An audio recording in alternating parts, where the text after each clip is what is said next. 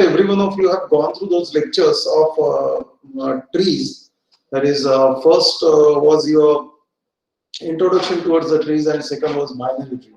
So, any doubts regarding those two topics, so that we can decide to proceed or not? Anything you wish to ask, or everything is clear?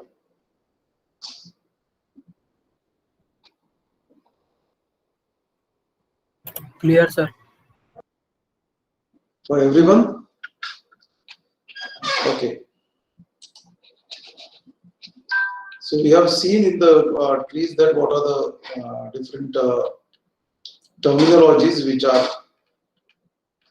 we need to consider for the tree. And then yesterday we had a discussion towards a binary tree, which is a special type of tree which has certain constraints that can have only 0, 1, or at the max 2 children, and that constraint we are imposing so that the tree will be under your control, because you cannot let the tree grow like anything. It is possible, but if you are particularly using the tree data structure for your searching or sorting operations, searching operations mainly, at that time you need to have a control over the number of branches every node is going to have. If it is having unlimited branches, then it will be difficult for us to track. That's why we have constrained the concept of tree to the concept of binary tree, where every node can have at the max 2 children. That's what we have seen in the last lecture. So what are the properties of it that we have seen? The maximum number of nodes it can accommodate at a particular level, and also maximum number of nodes it can accommodate with a particular height. So those two formulae you need to keep in mind, so that every time you construct a tree, it will be easy for you to decide how many nodes you can accommodate. So these were the properties of binary tree we have seen in the last lecture. Now we'll just go through a quick overview of types of different binary tree. This is very theoretical question. Most of the time it will be asked like that only. Yeah, so there are 5 different types of binary tree. First is a full binary tree. Full binary tree means every node can have either 0 children or 2 children. It will never be 1. Okay? It will be either having a 0 children or will be having 2 children. So the quantity of leaf nodes is equal to the number of internal nodes plus 1. That only thing we need to keep in mind. Fine. So how many leaf nodes are there in this case? This 1, 2, 3, 4, and 5. So these are the 5 leaf nodes, and internal nodes are 4. So to satisfy the definition of full binary tree, first thing we need to keep in mind, every node can have either 2 or 1 0 children. It will not have 1 child. Okay. And second formula is the number of leaf nodes must be equal to the number of internal nodes plus 1. That's a simple definition of a full binary tree. These are just additional properties to define the different types of binary trees under particular category. Okay. If I'm talking about a complete binary tree, what complete binary tree says? All the tree levels are filled entirely with nodes except the lowest level. Okay, that's what you need to keep in mind. All the other levels except the last level. So that means we are going to make the tree grow gradually.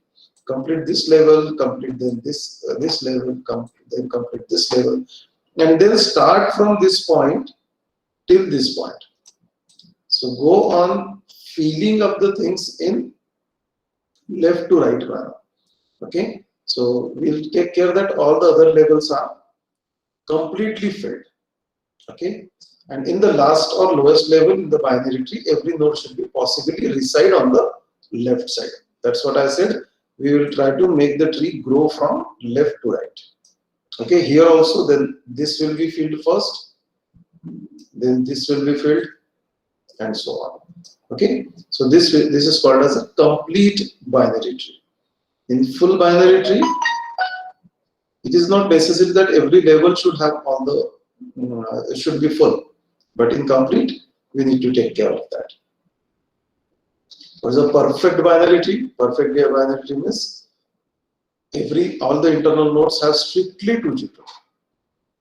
Strictly two children. That means ultimately what we can say, all levels will be full. All levels will be full, and every external or leaf node will be at the same level. See here. Okay. In the previous case, leaf nodes were at different level. In this case, perfect binary tree, all the leaf nodes will be at the same level. Even though it has only 3 nodes, it can be said as a perfect binary tree. Okay. So full, complete, and perfect are nothing but progression of they are in a progressive manner. So full binary tree will be converted to complete binary tree if all the other levels than the leaf level has all complete nodes, and it will be converted to perfect binary tree when all the leaf nodes will be at the same level. So this follows the exact definition of binary tree. The degenerate or pathological binary tree, where every internal node has only one child. Okay, here you can see this is the root, has only one left child, which has only one left child, and it has a right child. Or this is growing only on the right side. There can be an example which may grow only on the left side. But every node is going to have only one child. Okay, so it can be this way also. This will have a right child, this will have then a left child, this may have right child again, this may have a left child. So anything, any format, but only thing we need to keep in mind is the internal nodes. Internal nodes means intermediate nodes, the nodes which are not leaf nodes. Okay, so that way. So this is a degenerate or pathological binary tree. So this is the thing which you need to keep in mind. This is a very theoretical question. It's not like because we've just formed a tree as the data comes, and we go on constructing the tree, and as needed we will just increment the tree one by one. So it's not that there is a particular we decide and use that particular kind of tree, but a few things may restrict us to use a complete binary tree or a perfect binary tree and so on. Even some data doesn't ask you to use a binary tree itself, like the network, computer network. If you are talking about a computer network diagram, at that moment it can be a random tree. It is not necessarily to be a binary tree. It can have a number of nodes connected to one PC, and there may be very few connected to another PC or another node. So there can be a hierarchical structure, but any random tree can be used for that purpose. Okay, but binary tree, we are specially talking about binary tree because we are studying data structures, and here is our need to search the data as early as possible.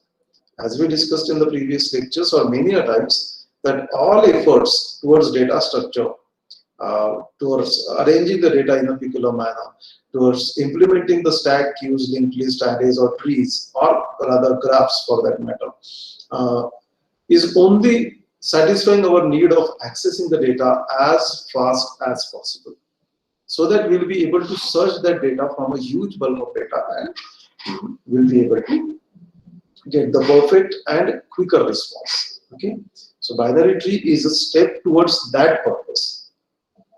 Okay, and we are restricting our discussion for binary tree particularly. We are not ranging for other types of trees, or rather tree in general.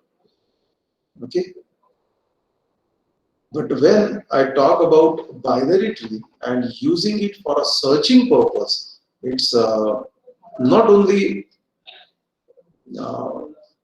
possible with a binary tree.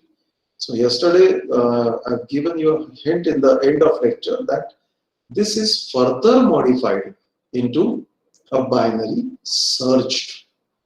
It is further modified into a binary search tree.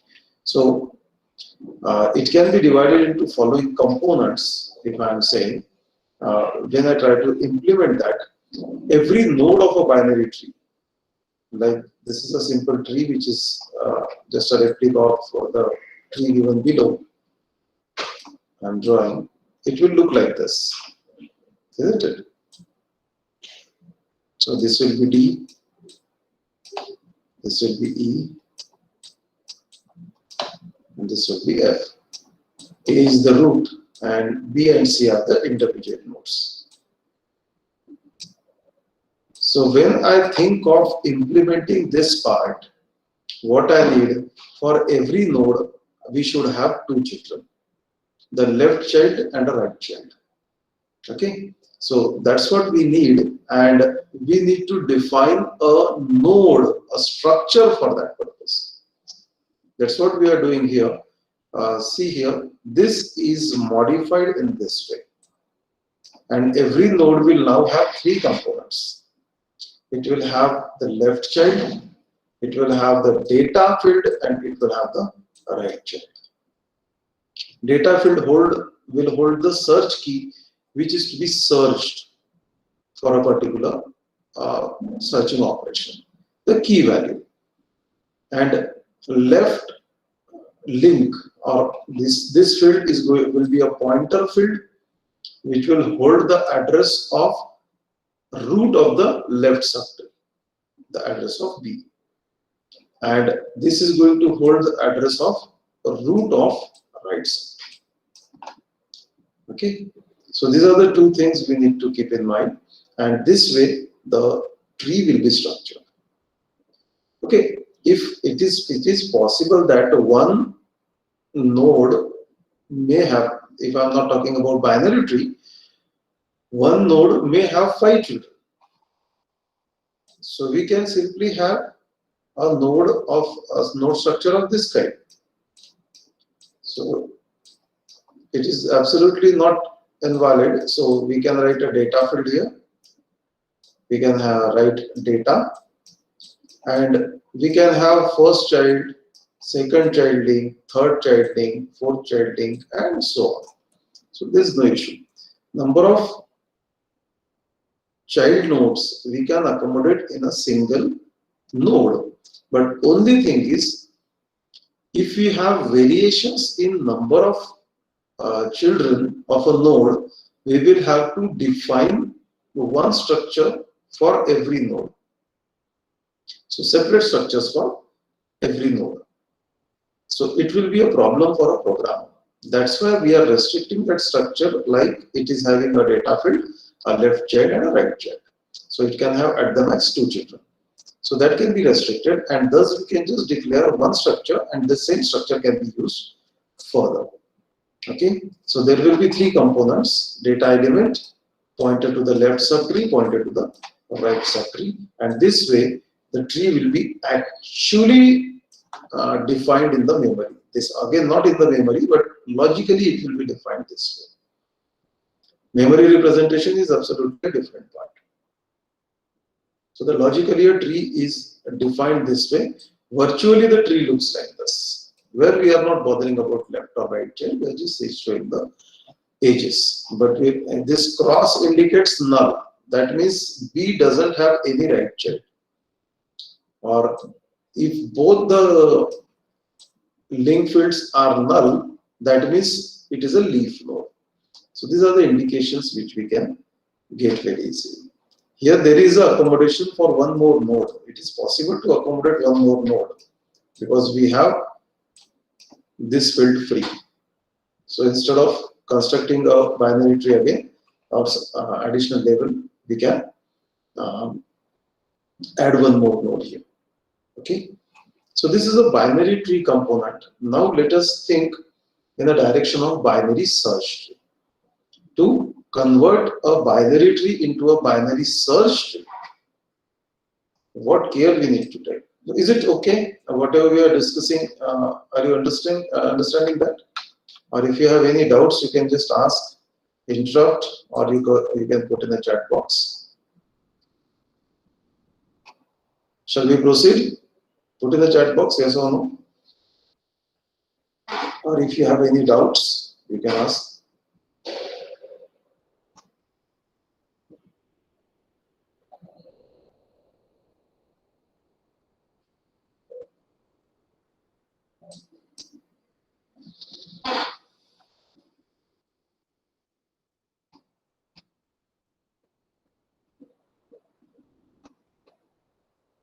चलो 8-10 लोग जाग रहे, they are awake. I am happy. मुझे लगा कि ठंड लग रही है तो आप सुन रहे हो या नहीं सुन रहे, और अभी शायद रिकॉर्डेड लेक्चर्स की आपको आदत होगी तो यू मे बी थिंकिंग कि चलो. So even I forgot my video was off. So fine. I hope you are understanding whatever is going on. And if you are not understanding, go through the lectures repeatedly. The things will be clear. And if still not clear, you can ask during the lectures, or you can post a WhatsApp message to me so that the doubt will be clear. Fine. We'll proceed further. Now we will concentrate on the most important part. Now all of our discussions towards tree will be concentrated to binary search tree. We will see what binary search tree is, how BST is constructed, how it can be built at different levels, how it can be its structure can be managed, and how it will be helpful for us to search the value. Even we will see the traversal of it. Okay, we'll also see the traversal of it. So there will be a huge discussion. There will be 4 or 5 topics depending on BST which we are going to now see. So we are now okay with the definition of binary tree. We are sure that the binary tree can have at the max 2 children, 0, 1, 2 children. There are different types of it. So there is a left child, there is a right child. Now we want that binary tree to behave in a peculiar way so that the searching operation will be still easy. So for a binary tree to be a binary search tree, the data of all nodes in the left subtree of the root node should be less than the data of the root. So if I'm talking about this tree, and let us say that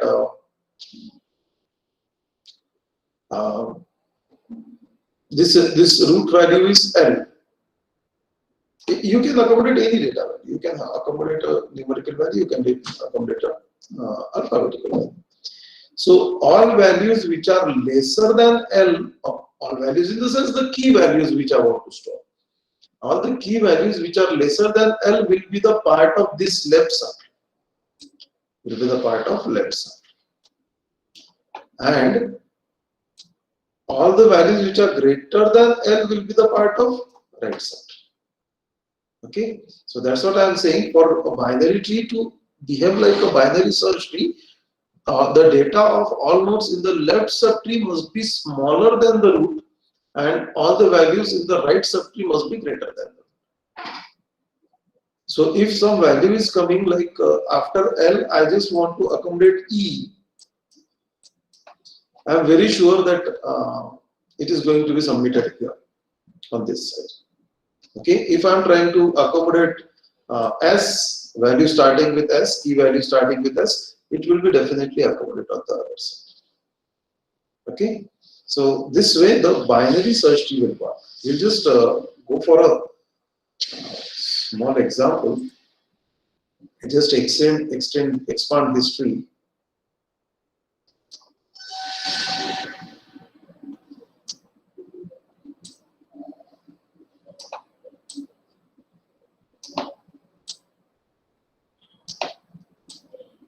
And let us put few values over here. Let us say that this value is, as I said, let us say that this is P. Okay, the values which can be accommodated here are A. Let us say that this is I.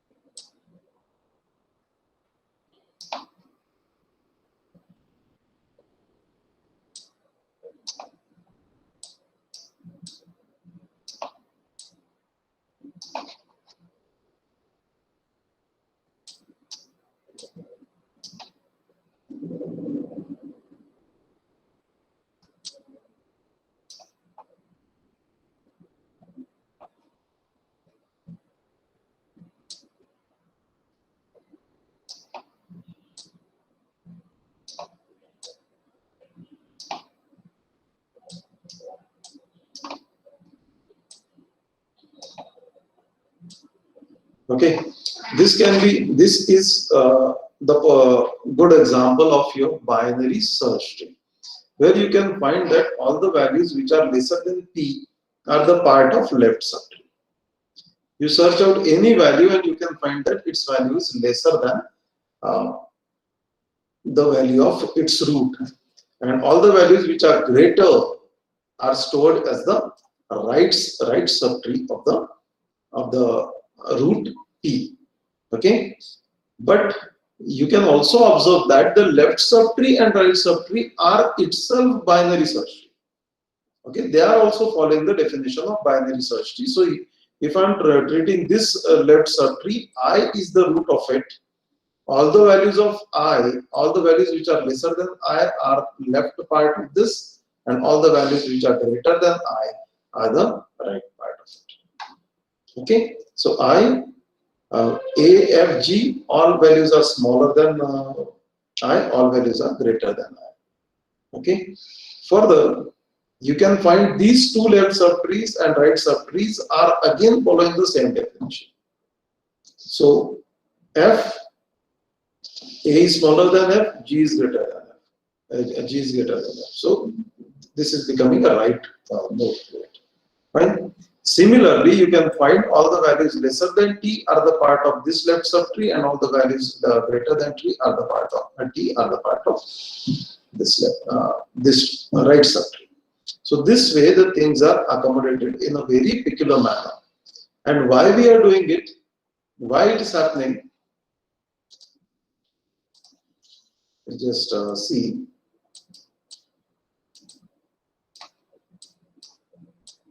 How it will be helpful for you. Now I want to search a value. Let us say that I want to search a value R. If it is a linked list, I'll have to start from the first node and go on scanning till I encounter R. I'm not sure at what position it is going to get encountered. It is possible that it may be the first node itself. It is worst case, it is possible that it will be the last node. So, in a linked list or in an array, we need to search in a sequential manner. In stack also, we'll have to push pop off all the elements till we encounter R. Again, possibility of best and worst cases are there. But what will happen in this case? So, if in a linked list there are 100 nodes and R is located at the 80th position, so I need to go for 80 different comparisons, 80 comparisons to get R. But how many comparisons will be needed here? I'll simply compare R value with the root.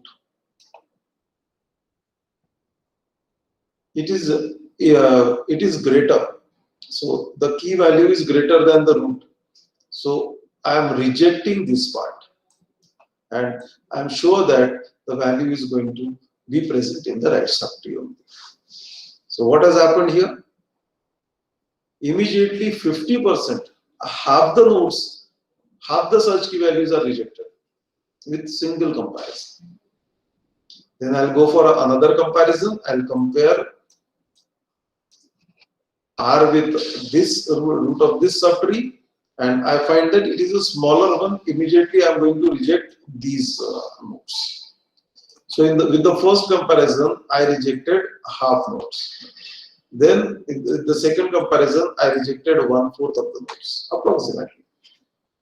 Fine. So with two comparisons only, I have eliminated almost 75% of the nodes, and maybe reaching to the correct node.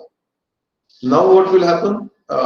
As soon as I find that it is the key value to be searched is smaller than the root value, I will search the left subtree.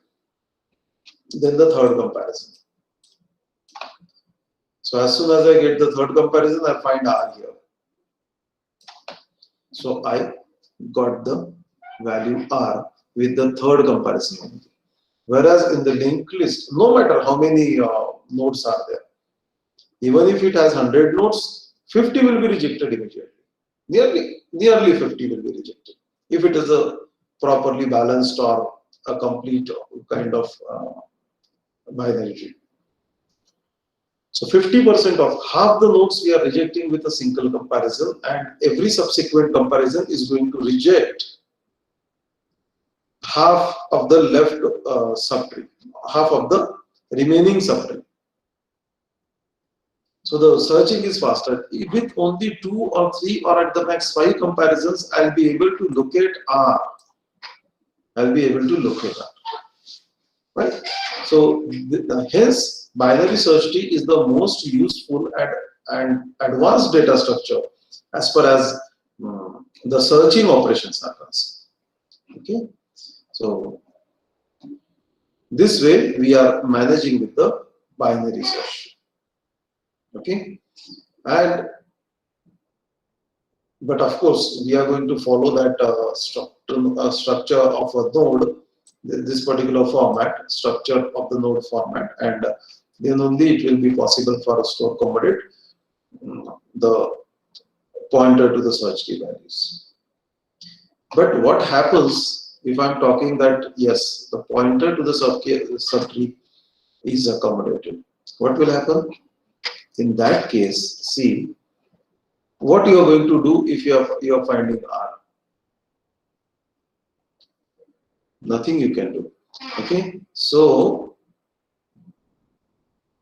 we also need to take care that with the data field, and the left right pointer, this structure must have a accommodation which will point to the block pointed by first alphabet R. Because it is not necessary that there will be only one entry of R. There can be a block which will be allocated with the help of R. So along with that data, along with its left and right child information, we also need to take care that that particular structure will point to the block of memory which is holding the data starting with R. Right? So this way we need to construct the tree, binary search tree.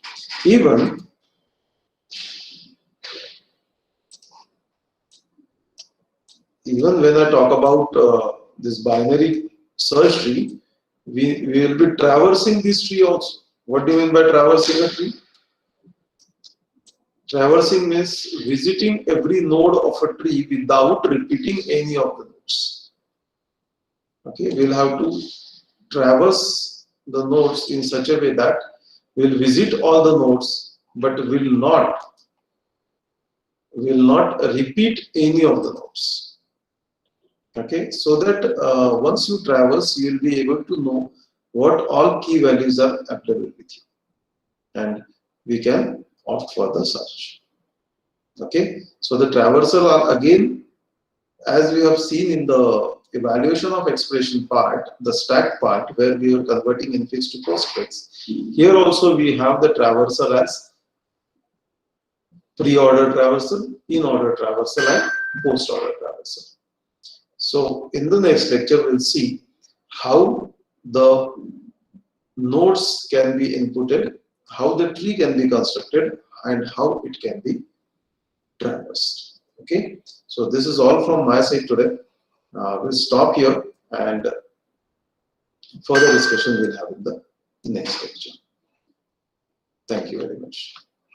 So any doubts you have? If you have any doubts, you can just tell or raise the hands.